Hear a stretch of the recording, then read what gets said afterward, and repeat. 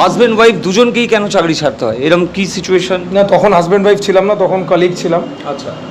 আর আমার মিসেসকে ছাড়তে হয় একটু মানে যেহেতু এই ইন্ডাস্ট্রিটা ফুড হসপিটালি ইন্ডাস্ট্রি মেয়েদের জন্য একটু টাফ, কেন কি লেট নাইট হয়ে যাওয়া এগুলো একটা ব্যাপার ছিল, বসের অত্যাচার, ইচ্ছা করে বসিয়ে রাখা।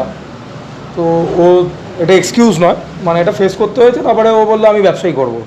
তো ও প্রথমে খুলেছিল, আর আমি তখন একটা চায়ের সংস্থায় কাজ করতাম অ্যাজ এ বিডি, পুরো এন্টায়ার ইস্টটা দেখতাম।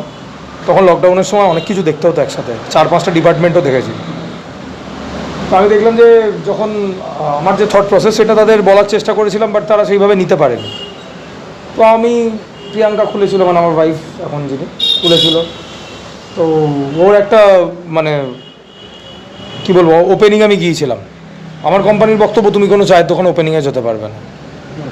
তা আমি কোনো ব্র্যান্ড বা কোনো চাকরির সংস্থাকে এই রাইটটা দিইনি আমি কোথায় যাবো বা যাবো না, সেটা সে ডিসাইড করবে।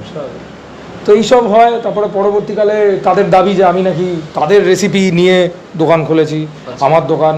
তো এইসব বিতর্কিত জায়গায় আমি দেখি নিজের রেজিগনেশনটা ড্রপ করে নিজের সেলফ রেসপেক্টটাকে বাঁচিয়ে তাদেরকে চ্যালেঞ্জ দিয়ে আসি যে বাইরে আমি গিয়ে কিছু না কিছু করে নেবো আর চাতেই করবো।